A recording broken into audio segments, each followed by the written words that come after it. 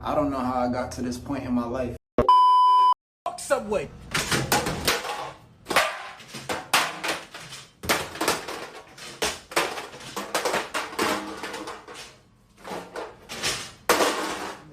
Subway, straight up.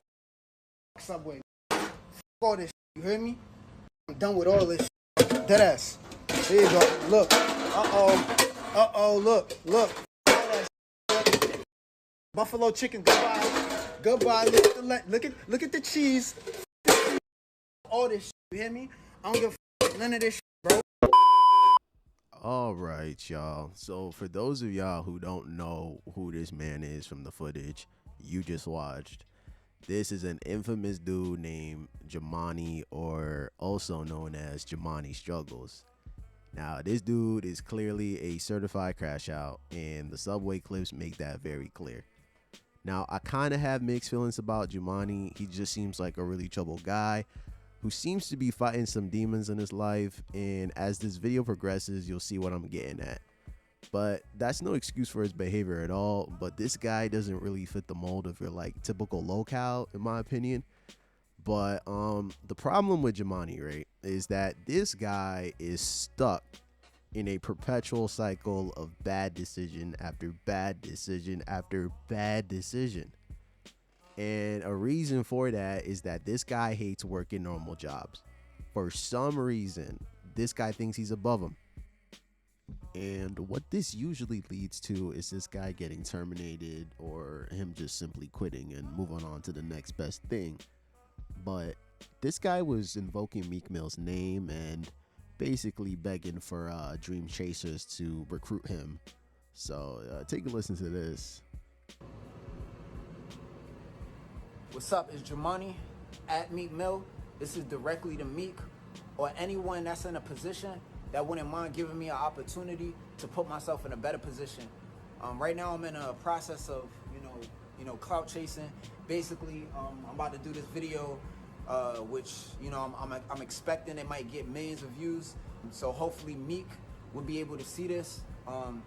And, again, like, as far as with me, just a little bit about myself, my name is Jamani.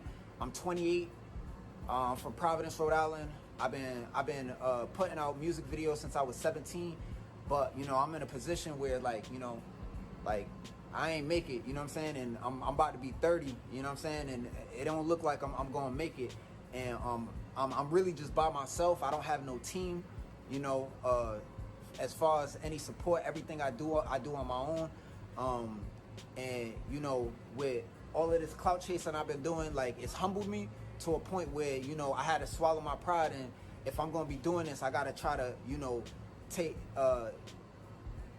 do whatever it is I gotta do to put myself in a better position, and closed mouths don't get fed. So if I know I'm expecting to get millions of views, hopefully I can reach out to somebody that probably might help me. I think I'm a real good artist. I got a music video I did at Subway. It's one of the best songs that I wrote. A lot of people fuck with it. I feel like because I'm gonna go viral working at Subway, I feel like that song might go viral. Like I said, a lot of people fuck with it, so you know what I'm saying? Like I said, I gotta take a chance, you know what I'm saying? I gotta try to, do as much as I can to get myself on, to put myself in the best position, you know what I'm saying? If I'm gonna be getting millions of views. So yeah, like this is just kind of some like behind the scenes. I just wanna, if Meek was to ever see this, listen, if I was a lot of these other artists, I would take that 20,000. But honestly, I'll sign for free. I would honestly sign for free. And I feel like signing me, it's not, I don't come with any problems. The biggest issue that signing me might come with is like the whole, he a clout chaser, not a dream chaser. So, trying to sign the dream chasers, niggas might play with me like, oh, like, that he a clout chasing ass nigga. And, I am, I'm out here clout chasing, and, just coincidentally, I fuck with Meek, and I want to sign the dream chasers, you know what I'm saying? Now, after listening to that rant of his, I just don't really get it. Like, was Meek Mill supposed to watch that and be like impressed? Like, was he supposed to be like, yo, this dude is the next one up? we're gonna give him a contract. He's gonna sell out tours, you know, album after album after album. Like, this is the guy we need. Like, what kind of dumb idea is this, to fuck up your job security and make a viral video that benefits you in no way? In fact, this probably in the long run will harm him more than it'll ever help him, if we're being honest, right? So his plan definitely flopped. I mean, Meek Mill didn't come out and say shit about this, at least not to my knowledge. But yeah, it was just a terrible idea and a terrible plan. And he is really just known to be a crash out, but he is also known to be a gambling addict. Now, it's no question that Jamani has definitely fallen victim to the highly addictive world of gambling and casinos. I mean, it got so bad for bro that he started using his low limit credit cards to feed his addiction. You see, what his scheme was is that he would basically walk into an Apple store, buy a brand new iPad Pro, and then walk on over to his local pawn shop and sell it for only about a third of its value in cash. Now, I gotta say, this is one of the dumbest things I have ever seen in my life. And the problem is that he usually gambles it all away within a day or two. Now, for most people who actually know a bit about Jamani, they know that this isn't anything really new.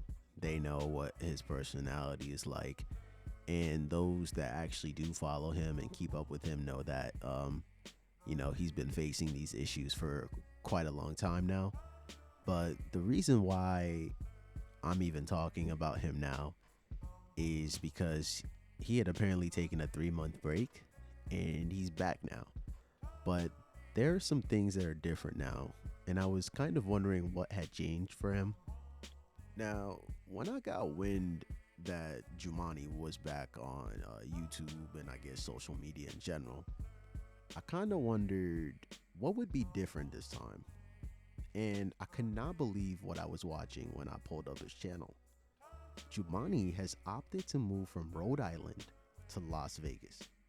And I have to say, this is the wildest thing he could have possibly done. I mean, what sane person moves to the #1 gambling city in the world when they have a gambling addiction? You cannot make this shit up. And that's not even the worst part. The worst part of this entire situation is that Jamani is homeless.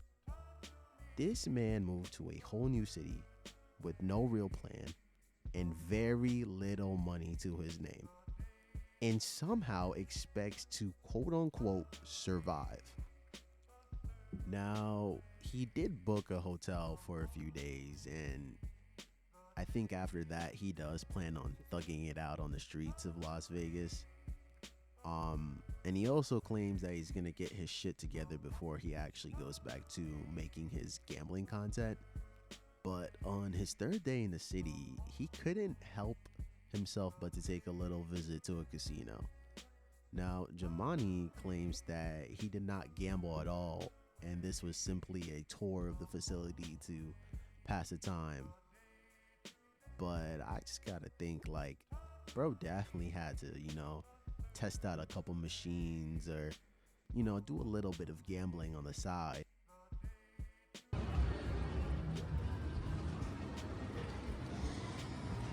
So, you know, they got blackjack, but obviously, you know, I play roulette. So, damn, you could bet 50 cents is crazy. 50 cents on roulette is crazy. And then that's the wheel. Make the wheel bigger. High tips. And I think the machine's right over there. So yeah, I'm about to get up out of here. I'm not here to gamble. I just want to come around, walk around. It's something different, something, you know what I'm saying, add it to the vlog. Oh yeah, the door's right out here. So yeah.